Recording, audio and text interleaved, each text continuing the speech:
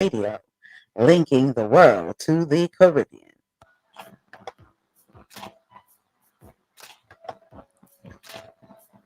Disclaimer. The views and opinions expressed on the Powerhouse radio station are those of the host, guests, and callers, are not necessarily those of this station, its management, or other hosts or advertisers. The show, found on the Powerhouse radio station, can promote any lifestyle, belief, religion, political affiliation, or other personal practice. These shows are for entertainment purposes only and are not intended to treat, diagnose, and/or claim any cure of disease or conditions. Opinions stated by various contributors to the Powerhouse Radio and its programming are not to be considered as endorsed by the Powerhouse Radio station. Visitors are urged to use their own discernment to draw their own conclusion. We emphasize the importance of keeping an open mind.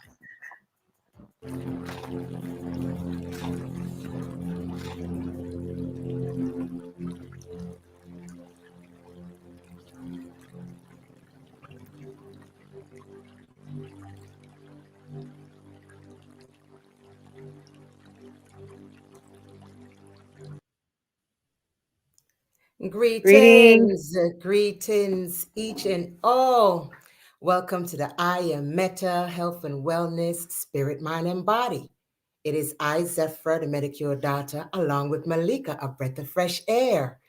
We are so happy to see you here today, and hope you're viewing and hope you find the information helpful and you can share with others that you feel have a need, or even for yourself. Don't be shy.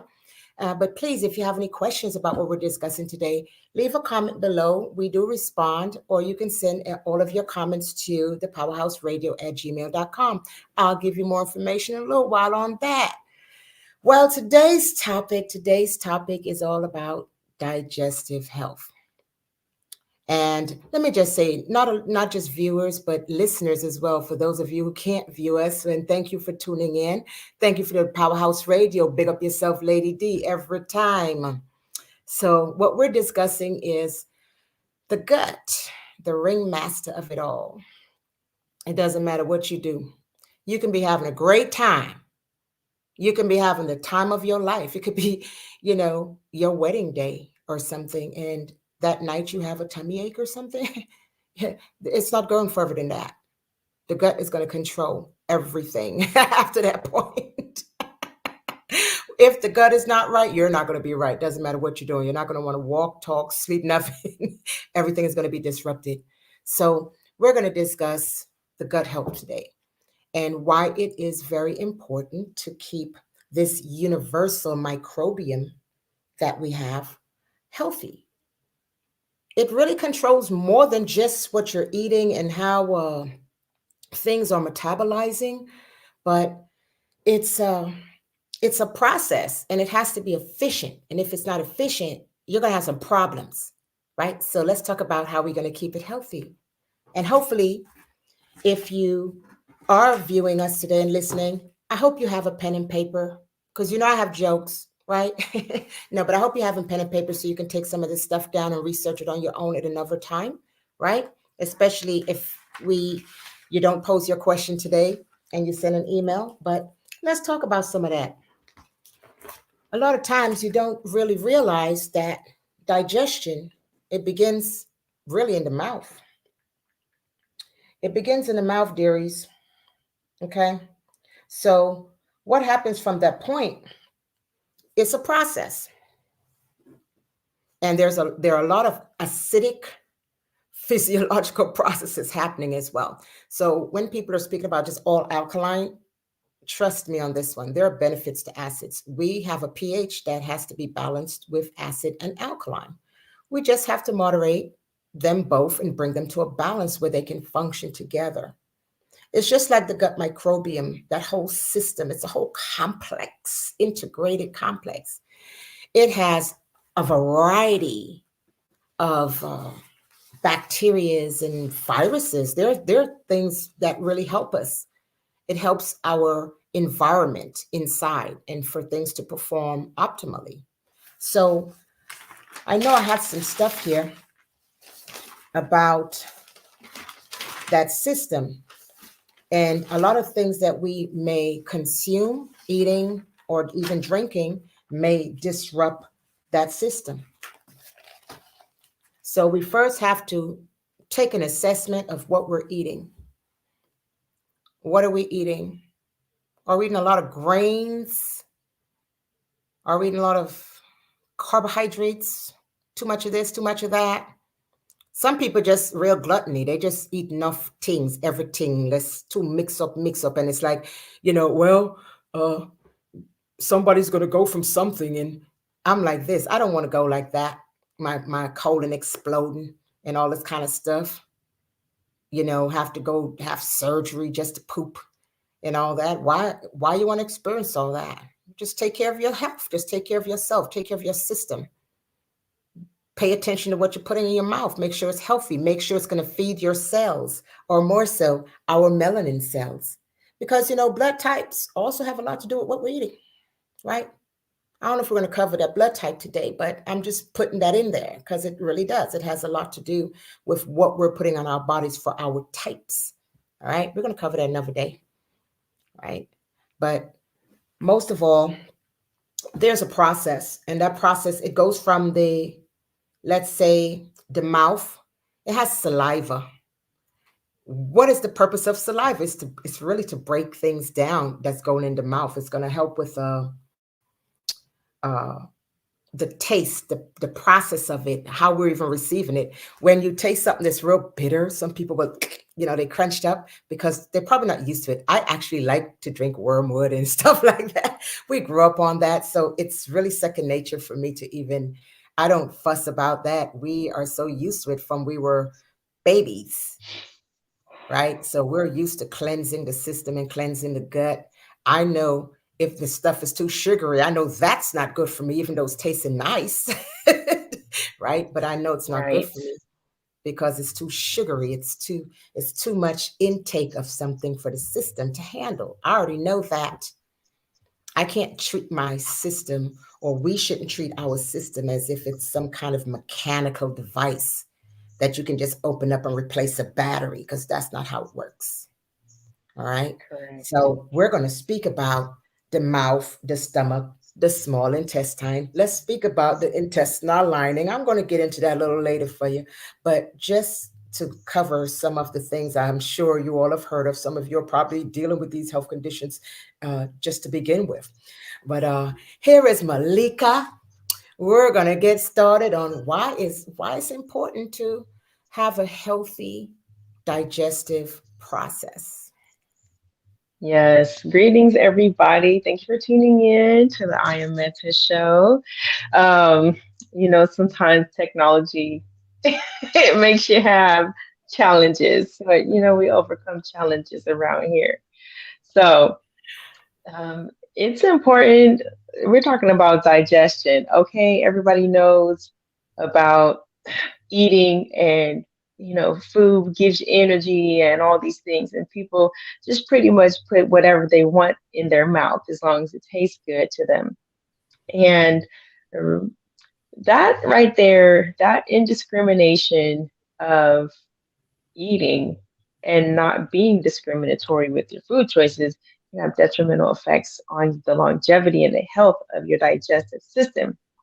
So it is very important for us to take care of it. And there are a few things that are some basic ways that we can take care of our digestive system. So some things that are important to know about our digestive system. Our digestive system, first of all, is that within our digestive system, is housed a very large part of our immune system.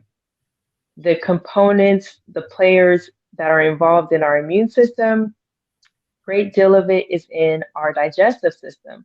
And that is because we are putting in things from the outside world into the inside world of our body. And the immune system is in our digestive tract to be the guards as to what comes in and what comes out. And if there's something foreign or that is not recognized as nutritious or beneficial, the immune system will armor up and take care of business and get it out. Okay, right. So you want to make sure you're not just putting anything in your digestive system. Like the medical doctor said, she knows even though she put something sweet in her mouth, if there's too much sweet, it's not good for you. Why? Because in your digestive system, there's bacteria. There's different communities of bacteria, Yeah. and they have to have a proper balance. And if there's too much of one thing going into your system, like sugar, you're gonna like, there's gonna be a baby boom of a particular type of bacteria in your gut, and then you're gonna have digestive issues. Okay. Which are not good for you. Another reason to keep your digestive system healthy is because, okay, so listen, we have a nervous system, and it includes our brain, it includes the spinal column, it includes all the nerves that go throughout our whole entire body, head to toe. People talk about the brain, the heart, the stomach as having different brains. And in our gut, we do have nervous system in our gut, okay? And it is intelligent. Our entire nervous system is intelligent. It has many different jobs. So in our gut, the nervous system is there to let the rest of the nervous system know, which includes the brain and the spinal column and all the nerves across the whole body, what's coming into the digestive system, how to handle it, what it needs to handle it, or if it needs to deal with something in an aggressive manner.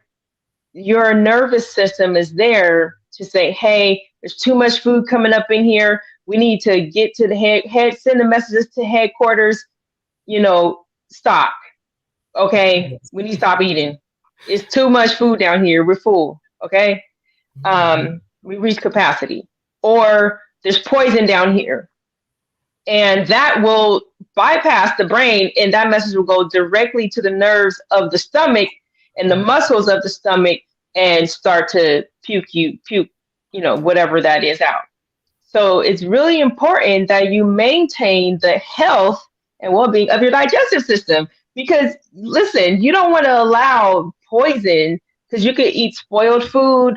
There could be some bacteria or virus hitchhiking a ride on what you're putting inside your mouth.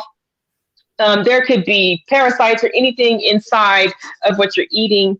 And so if your system is not running optimally, then these processes will fail at some point in the system, and that will cause your health to be compromised. Okay. So these are some very major reasons why you want to take care of your digestive system, why you want to maintain the health and well-being of your digestive, why you want to be discriminatory with what you put in there. Okay? If you want to discriminate against foods, certain foods. Find out what foods your body likes and loves and go for those. And if you sometimes now, I say this, go for the foods your body likes and loves. Now I say this, but there's a caveat.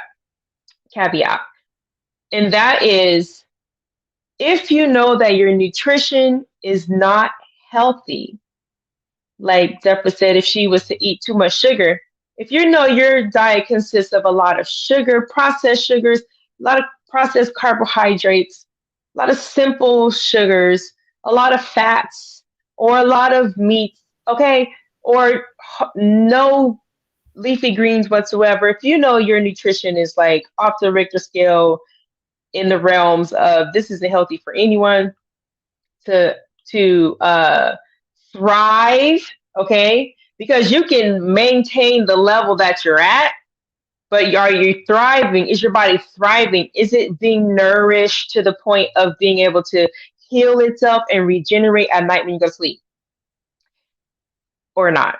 Okay, so make sure that you are taking care of your digestive system by discriminating about what foods you put in there. So leafy greens, I mentioned that.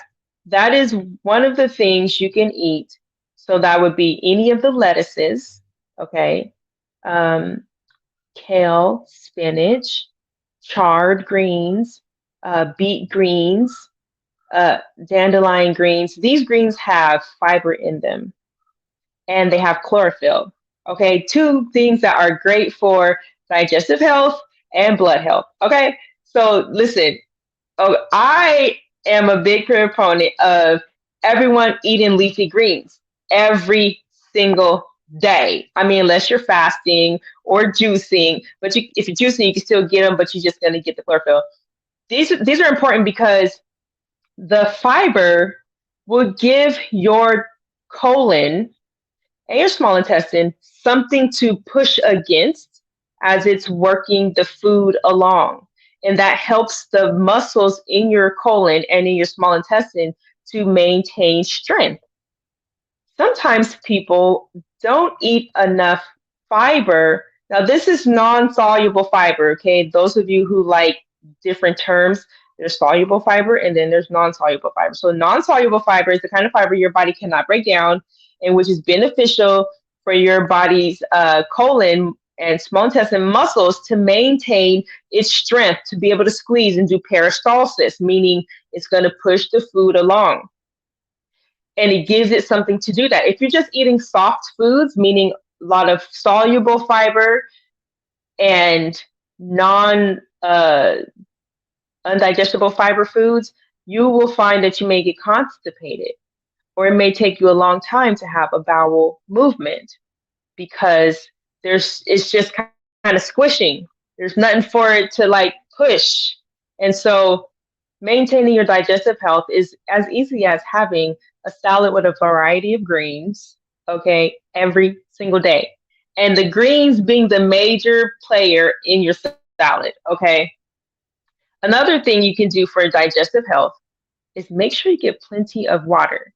Now, it can be you're drinking water, or it can be, and combination, or you're eating your water, okay? So how do you eat your water? You eat your water through high water content foods, foods that have a high water content. So you can actually drink a certain amount of water a day and eat the rest of it, which will give you the nutrients of that food on top of the water.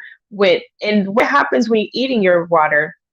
The water comes in with the minerals that's necessary to maintain the proper fluid balance in your blood, okay? So that you're not, if you're not intending to cleanse with water, because the water is a cleanser. So if you're not intending to cleanse, then you want to try to eat some water, okay? I know it sounds weird, eat your water.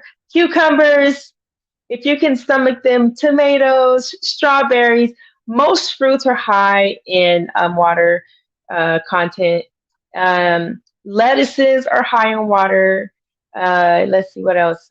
Cantaloupe, those kind of things, they're high in water. Oranges, citrus, grapefruit, they're high in water. So try to eat your water, okay? Zucchini has a lot of water in it. Celery, So these are things you can do to maintain your digestive health, because it's very important that you do that for the reasons of its functioning. And so that you don't end up with any of the conditions that Zephra is going to name for you later today.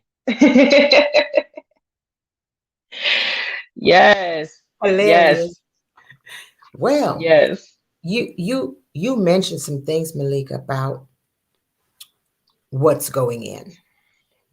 I'm going to be specific about some things. And I'm going to start off with gluten. Gluten and grains. See, sometimes we're eating as if we're farming it ourselves and know the source and where it's coming from. I grew up from like the garden to the table. I grew up like that. So my granny used to keep up with all that stuff. That's how we know how to take it from the garden to the table. But there are people who are used to buying things in the store. All their lives, all they know is going to the grocery store and getting it. So when they're buying different type of grains, now rolled oats naturally don't have that gluten content, But because of cross contamination, maybe a farm or a processing center that's nearby, it will cause or create cross contamination. And that's because of when, what do you call it again? The streams, the wind streams or whatever the streams are, it carries things. Dust can come or sand can come all the way from the Sahara. Didn't that happen somewhere the other day? Didn't some countries saying it was a stream that came from the Sahara Desert, and yeah, that sand ended up way across the sun. Right? So there are these jet streams or these type of streams that carry and cross contaminate. That's why you don't plant cannabis and hemp close together. It will cross contaminate. And it's actually like the Sahara Desert to the right side of the Sahara, or let me see which way I'm looking.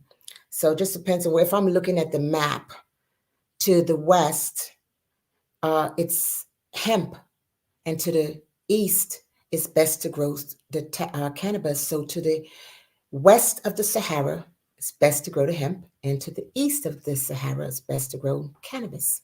There's something in the stream of how things are carried. I don't want to get off a topic or anything, but I like to get deep on some stuff when it just hits a chord, right? Anyway, Yes. so, but grains and gluten, a lot of times when it's processed and stored in those big siphons, it gets mold, but you wouldn't see it because it's all crushed up and prepped nice for you with preservatives and stuff. It's all masked for you. And when you're consuming these particular grains or gluten products, we can say it creates antibodies in the system and it latches on. And actually, it also creates formations in the brain and the gut. See, what we eat has a lot to do with how we think, how we feel, our moods, everything. The gut and the brain has an access. Malika mentioned it earlier. A breath of fresh air pointed it out to you. She said, it communicates. There are neurotransmitters in the gut. It's connected to the endocrine system. There's a communication directly to the brain. That gutsy feeling when the brain communicating with the gut. It's like, hey, yo.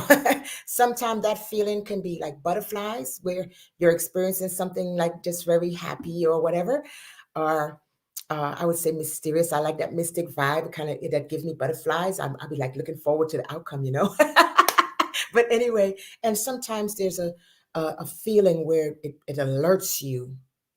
Maybe it's a danger or something, but the gut and the brain communicate. There's an access, meaning there's always going to be communication. And you can always tell when there's blocked communication or hindered communication. And it has a lot to do with either what we're thinking, what we're feeling, or what we're eating. It controls everything because it's connected. It's connected. So whatever you're feeling, your brain, your gut, it feels the same thing and experiences the same thing, and it's going to have you all topsy-turvy. But let me say this, right? We've heard of gallstones. Yeah, gallstones have to do with the system, the gallstones, the liver, metabolism, and things of that nature. Yeah, it has to do with the process. You just think it goes in your mouth and drop in your stomach. It has to go through a process, right? So let's say this. Depending on what we're eating, what we're sludging in our mouth, all that stuff is sludged on the inside of the organs that has to process it. And especially when you're consuming a whole bunch of this sludgy stuff, you know what I'm talking about? It's going to be different names for different people, but I'm trying to make a point because that's what it does to the inside of your organs. When that sludge gets hardened, we call it plaque, right? So we're speaking about the gallbladder now and the liver. Let's speak about those two, right? When that plaque gets hardened like that and starts to break off in big chunks, well, the gallbladder is, it's important because it stores and secretes bile to help with digestion. So when you have all that blockages and stuff going on, and actually there's a connection here where if it doesn't have the right amount of enzymes producing to break it down, you have a lot of plaque breaking off, and it's going to clog some places. Now, a couple things can happen. You're going to run to the doctor's office or the ER because you're going to be in this pain. It's usually in the upper abdomen to the right. You're going to feel this pain. You're going to run to the hospital. They're going to say they're going to have to take your gallbladder out. And you can't take the pain, and you're going to tell them, go ahead, like most people who did that. Instead of just going home and say, you know what, let me blast this out with a liver flush. Easy process. There's a procedure where it can soften the plaque and flush it out. You'll be as good as new, dearies. You know, business as usual. But I pulled this up because if you see there are hard deposits going up in there and everything gets blocked up, you're going to have a problem. It means that your digestion is going to be slowed at some point. You might start to gain weight because the digestion system is not efficient. It's not flowing. You might start to gain weight. You might be more fatigued. Sometimes you may even have insomnia when things are not right with the gut. You can't rest. And when you can't rest and you're not taking advantage of that REM sleep, you know, with our circadian rhythm and all, when we're not taking advantage of that REM sleep time, we may not be producing enough melatonin. And melatonin helps us to sleep. So one thing always affects the other, right? So we're going to talk about some of the, let me see, I have them numbered here because it's a whole bunch of them, but I don't want to go through all of them. Let's talk about that Gerd. How many of you have acid reflux? Right? How many of you have acid reflux? So many people suffer with that. Yeah, and it's so common to have it. And it's simple, though. It just means the gastric fluids is backing up into your esophagus.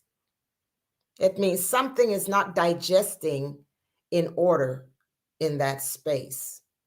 You know, especially when you want to eat greasy stuff late at night and try to go to sleep. Matter of fact, anything heavy, but especially if it's greasy or even ice cream. You want to get up in the middle of the night, eat ice cream, guarantee you'll be waking up about 2, 3 a.m. to go to the bathroom. Your stomach can't sleep and digest at the same time. It's working. We covered that too already. Malika and I, if you look back on some of our shows, you know, I Am Meta show, just put into Powerhouse Radio, I Am Meta on YouTube. You see all of them come up. But we touch bases on that already too. And we, of course, we're going to touch it here and there. But that gastrointestinal, that acid reflux, and especially people who always have it, and that burp comes with it. And the burp sometimes tastes sour or smells sour. And one thing about me, though, you see, if you have all that going on, I don't really think you should be standing up speaking with people like just, you know, and you got all this going on. Handle that, right? Handle all of that. It's not even pleasant. I would handle that before I go sitting and have all this going on. And when you burp, you can smell it. You can smell like the tummy is even sour. You ever smelt that? Yeah. Something is going on in the digestive process, right? So we have to be careful of what's going into the mouth. Now, we did speak about the gallstones and like celiac disease. Celiac is a sensitivity to gluten. And that's because people really don't understand what gluten does in the system. And have like lectins and those type of things in grains and plants. And lectin may be good for plants because it's a defense mechanism. But in the human body, it functions differently. In a minute, we're going to go ahead and the Powerhouse Radio is going to take their little station break. And when we come back, we'll give you more information on the Ringmaster, the gut. Oh, yes, we will. Yes. We'll check on this thing here. So at 6:30, that's going to kick right in, dearies. Crohn's disease, that's that IBD. Inflammatory bowel diseases, irritable bowels, anything going on down there, man, you got to get it together. Got to go Yes. together. Prevention is better than cure, y'all. Yeah, yeah.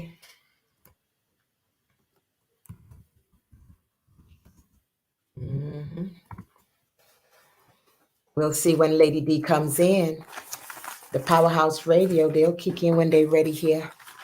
I'm going to keep it, just keep giving us a few little information. They have colitis, diverticulitis, all of these things. They all have one common denominator, the gut. It's just affecting different connections. Some is affecting from the gallbladder into the stomach, or some is affecting the small intestine, into another area, or from the stomach into the small intestine, just all of the different connections, sometimes from the large intestine, what is the colon, just it affects it all the way through. Now, when you see you have what they call leaky gut, when you have a bunch of holes, they're pinholes in the gut. Guess what they're caused by? Grains. Grains. Yeah, yeah. So grains have a lot to do with those little pinholes that are formed in the gut, right? So we have to be really careful of that as well. And we're going to talk a little bit more about this gluten now. Another thing about gluten, it causes insulin sensitivity. See, once the system can't recognize what you're eating, it takes it for something else. Your immune system immediately start attacking stuff it don't even recognize. So when these like lectin and those type of things that are in grains and all that, it masks other things in the body. So, like for instance, gluten has what they call it, an ATI. It's a amylase trypsin inhibitor. It means it inhibits a process in the body once it's consumed or taken. Okay. And also what it does, it's a protein that shuts down the pancreas or just turns it off. So it's not now producing or stimulating the amylase or the trypsin. And the amylase are digestive enzymes. So when you're preventing the process to even happen, you don't have what you need in this beautiful microbiome world. I can't remember the last time I even had a tummy ache or anything like that. I can't remember when the last time is. If someone remind me, it probably is a very long time ago, because I know what I eat.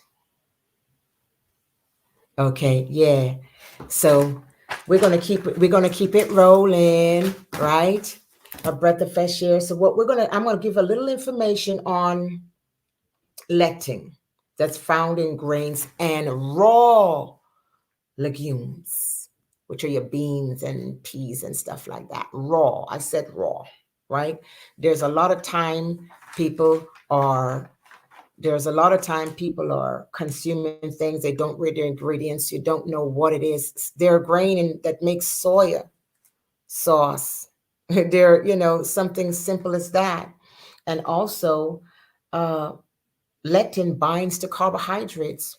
Now, remember, carbohydrates, it's a process when we're digesting carbohydrates. It's how it's broken down and how it's turned into the glucose and the galactose and the fructose and the maltose and everything. It's broken down. And actually, when it comes to carbohydrates, it's not done in the stomach. It's all the way from the mouth until you get into that stomach. And then no carbohydrates digest in the stomach. It has to now be pushed through. That's why it's important to eat food with fiber, to push some of this stuff through, because you see some of you were walking with that big gut, the gut in front of you that laps over. You don't even wear a belt anymore, like it just laps over, right? You got to get all that sludge up out of there.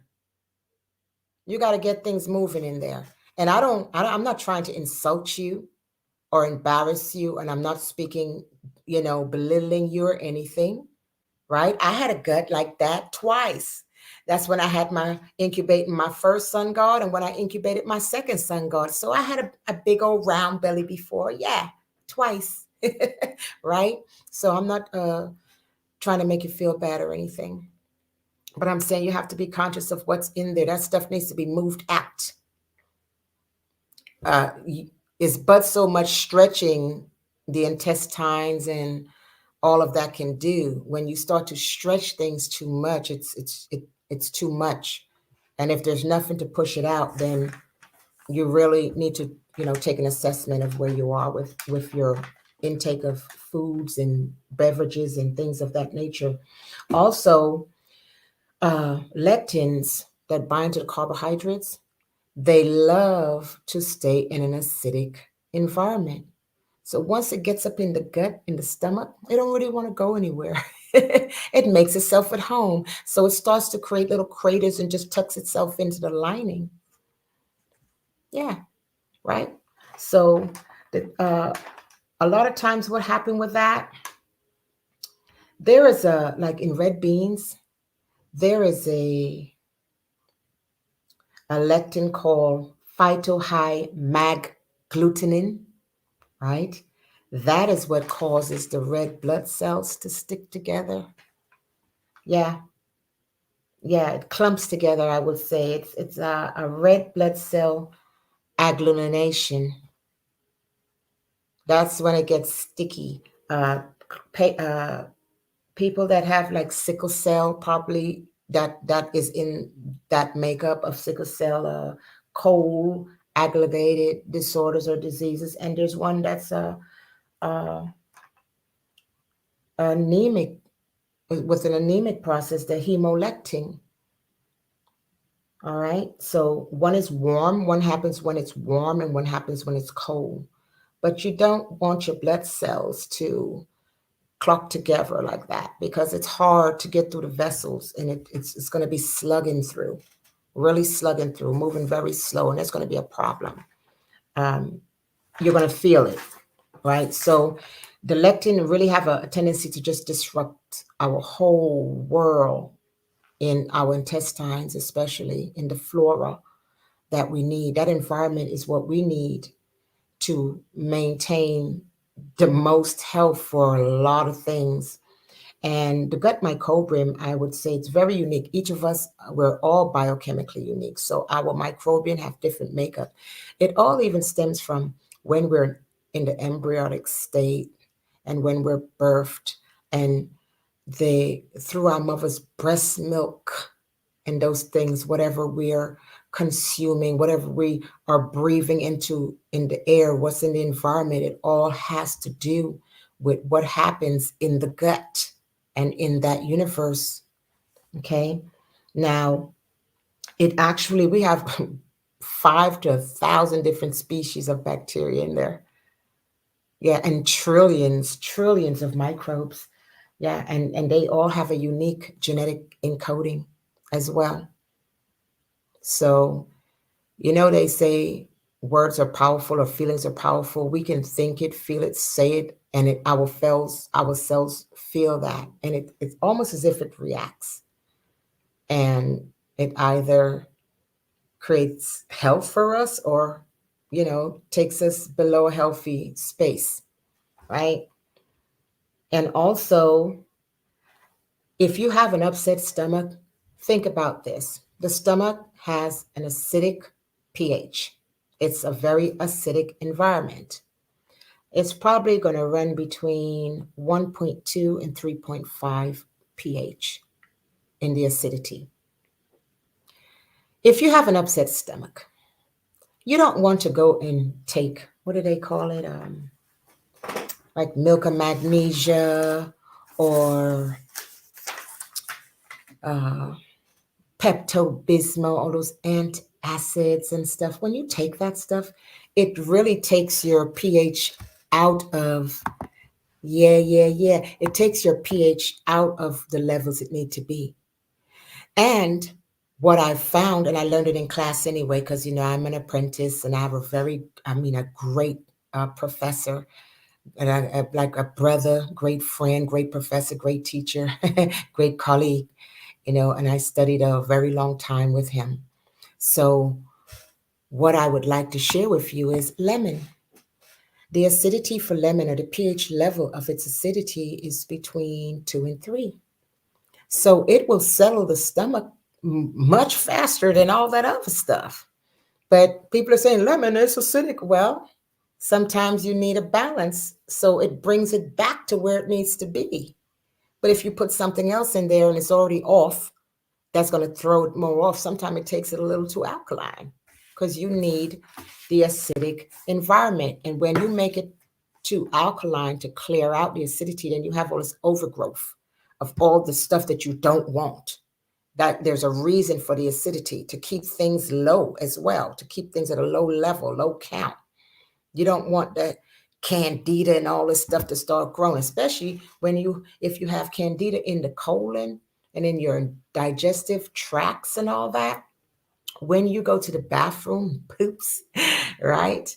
You would kind of see little cottage cheese looking type of sediment in there, because it's an overabundance of yeast, candida. So pay attention to your stool, dearies. Pay attention to the stool, okay? I have a few little greetings here. Donna Moody, give thanks. She said a lot of those blood disorders are caused by radioactive materials. Well, I wouldn't say just caused by it. I will say radioactive environment would promote it. Definitely would promote it. And that's what we said. It depends all on the environment, because there are people who live close to processing plants and Bear, where people do make bear and all these big places. And some plants are radioactive, even though it might be 500 miles away. We spoke about that jet stream, right? Things travel. And especially if it's always going in a certain direction, most of the time, that energy is going to travel that way. All right. So yes, I do feel, Donna Moody, that radioactive activities and materials do promote something that's already there, and would even cause it, because if a mother and father are in a radioactive environment and they have a child, most likely that child is going to have that already disrupting their system, right? So I agree with that. Greetings, Victoria Watson. She said, greetings, Medicare daughter. Big up yourself, Victoria, you and hubby and the youth them, right? Greet them for I, and thank you for tuning in today. Donna Moody again say, yes, inhalation, absorption, and consumption affects the gut, so the environment plays a great role in our digestive tract. Absolutely. Absolutely. What we eat, where it's processed. And for those of you that eat meat have no fiber, dairies. You have to eat fiber. You have to eat something to push it through. Because if you're not eating if you're not having that bowl of leafy greens every day, or some sort of fiber, and I think green leafy is really good, because like you get the chlorophyll and things that you need also. But just to take fiber and mix it up in a glass of water and say, I got my fiber for the day. I mean, hey, eat it. Eat it in the food, so that you can be filled with things that are really healthy for you, instead of things that, would create a digestive imbalance, right? And we want to big up the Powerhouse Radio real quick, Yeah, big them up.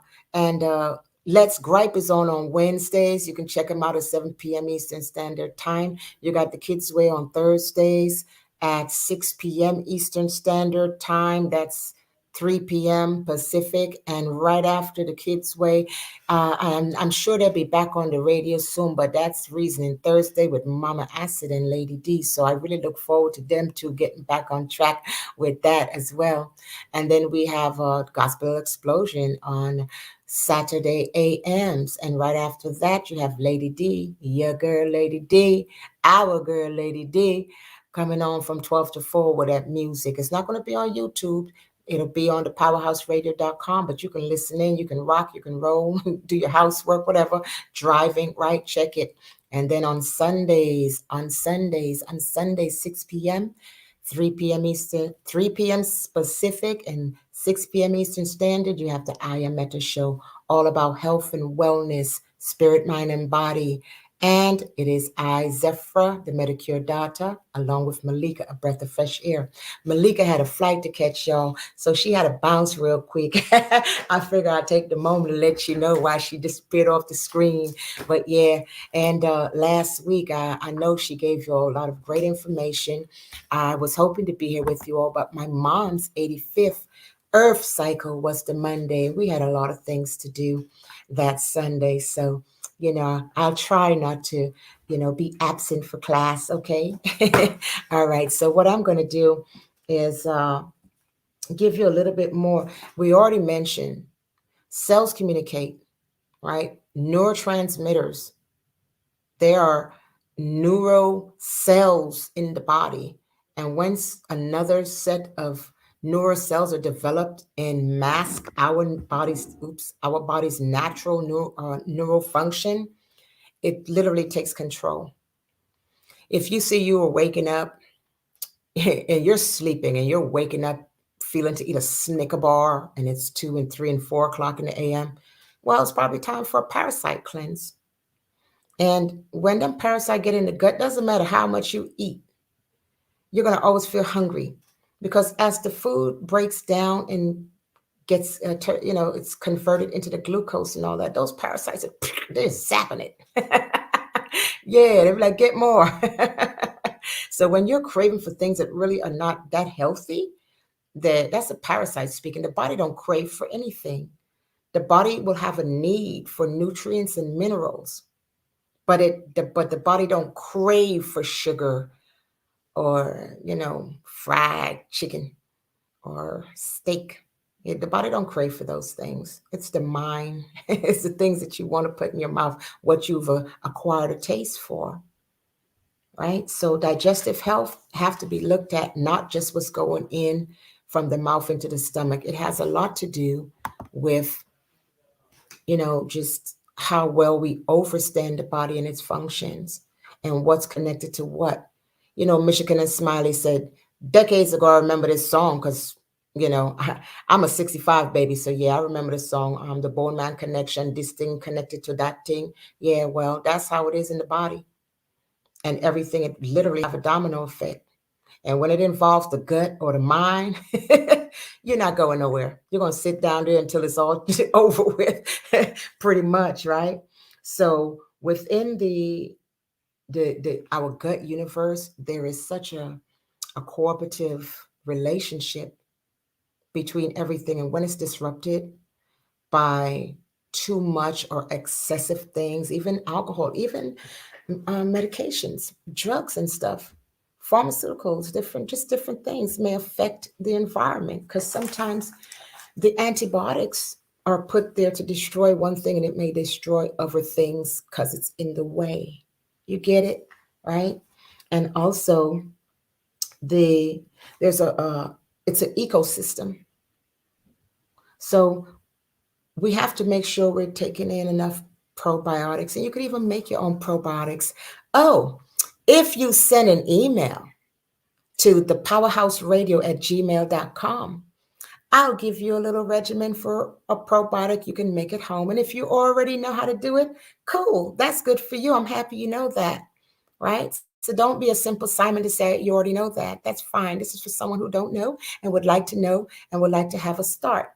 And I can give them some ideas. So if you send an email to thepowerhouseradio@gmail.com, and that is DAPowerhouseradio@gmail.com, regarding digestive health, today's show, all right, I can send you a little regimen on how you can prepare probiotics.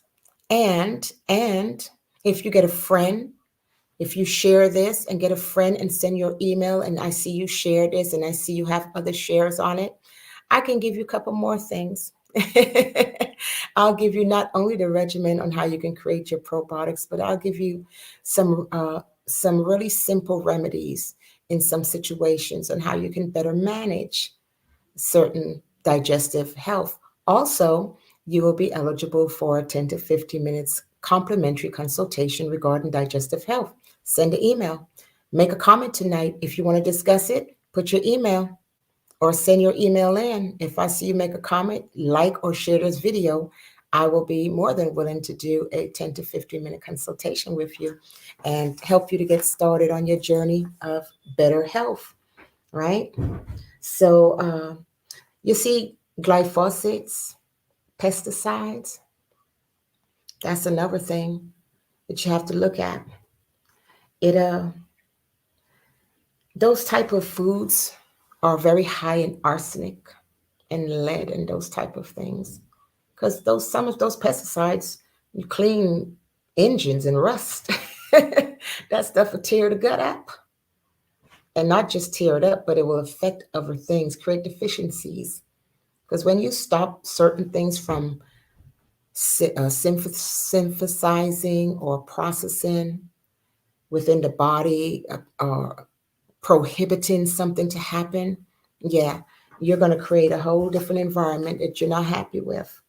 And the endocrine system will be affected because it's directly connected to the gut, your brain, your nerves, anything like that. Also, antacids, like I mentioned, it increases your pH levels, and that's not where you want to go, okay? And a lot of autoimmune deficiencies are also promoted by grain and the activities in the body. So you have to make sure what you're eating. Just read your ingredients if you have to buy foods, if you're not, familiar with farming and planting. But there are antibodies that attack the joints and cartilages in some of those grains.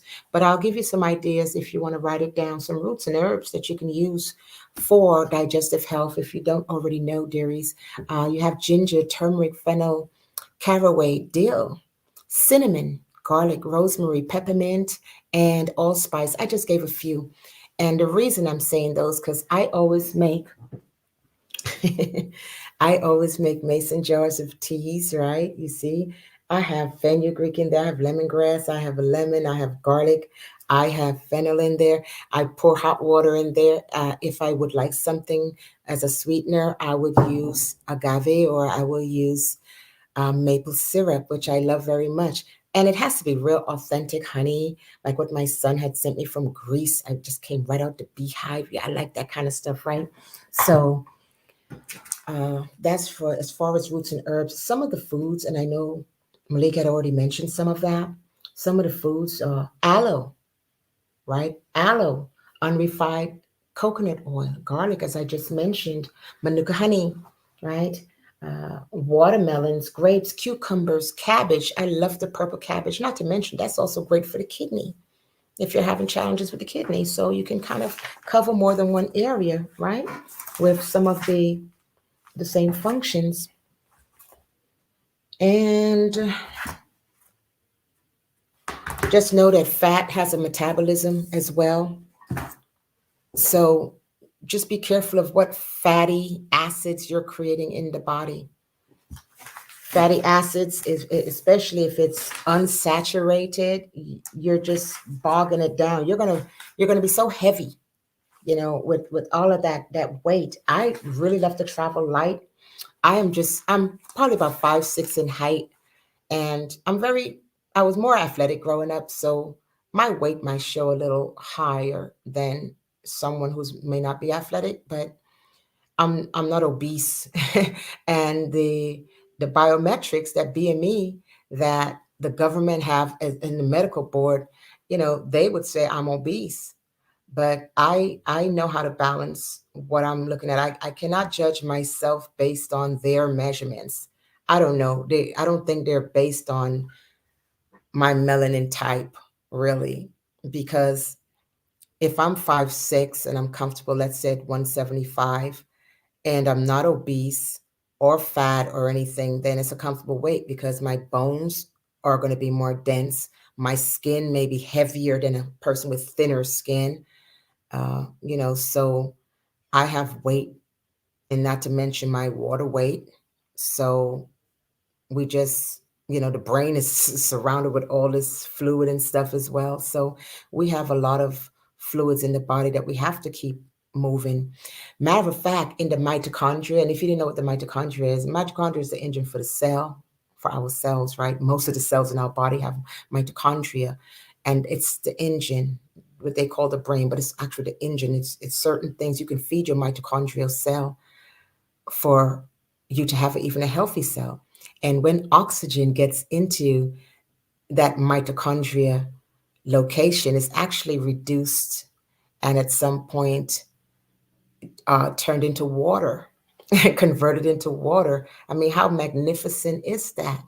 So if we have to be more conscious and aware of what we're putting in, then that's what we need to be, because our body, it needs our input, it needs our guidance, and just don't neglect it anymore. There are a lot of acids as well that are really good. Lauric acid is really one of them. They have it in a lot of, they use it in things for intestinal infections and things like that. Great parasite cleanse will be good too. Also, I know we have about another 5 minutes or so, but I did want to mention if there are some classes available on digestive health, and I just happen to be the professor's assistant during that particular semester. I'm still the professor's assistant, right? And we have an upcoming semester as well.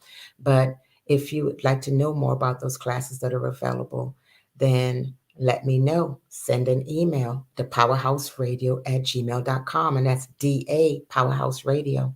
Okay. And yeah, another thing, if anyone out here have kidney failure or problems with the kidney, I know we're saying leafy greens and stuff, but you do not want to consume a lot of things like phosphorus food. Okay, you don't want to do that. And also you don't want to consume things like spinach, because spinach has a very high calcium level.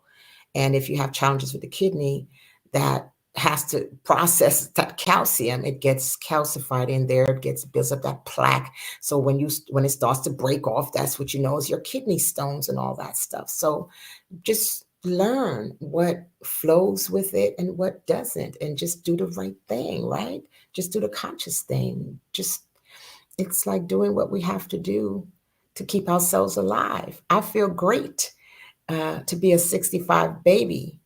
I have a lot of energy. You know, I love to dance still, right? I love to do a lot of things that's very active. I don't mind hiking up to hot sulfur springs in the Eastern Caribbean. I don't mind doing those things at all. I didn't mind hiking up to Lake Tahoe when I was in Lake Tahoe the other day, hiking up to the slope. I really enjoy things like that. Once it keeps me moving, keeps my lymphatic system processing, that'd be great. But let's just be more aware of how to more take care of our health. I mean, I can go through a lot of things. I can go through a lot of things, what you can eat, can't eat, and all that. But it's more than an hour show, so you might want to inquire about some of the classes that may be available for your viewing. And you know, hmm also when you eat a lot of grains, it takes the muscles longer to recover, especially after workout. All right. So if your muscles are feeling weak, and if you're feeling tendonitis and a lot of that, then pay attention to grains. And grains, you're not just speaking about, like I said, rolled oats. I would I would do rolled oats, but I just don't do a lot of other grains anymore. I used to do a lot, but I don't do a lot anymore. The farina, the semolina, the durum, the emmer, the furrow, the gram, the triticale. Even there's spelt there, the wheat berries and all of that, barleys, the rye. We have to be careful of what we are eating and how we're eating it. And a lot of grains that do have that access for that bacteria growth and all that, and that molding creates myotoxins. It affects the gut. What happens in the gut? It affects our mood. It affects how what kind of mood we're going to be in for that moment or that day or that week even. You keep eating like how you're eating, you're going to keep getting what you're getting. So if you're getting something that's good, then keep doing good, dearies. All right. And if it's not pleasant with you, then just do an assessment of, what's going on with the gut and what you're consuming. And, right after I am meta on Saturdays, right? At 7 p.m. Eastern Standard, that's 4 p.m. Pacific. We have All About Love coming up. And that's with Lady D, Cool G, and Blossom. I love you, my sisters, and I look forward to the vibration. And peace and love.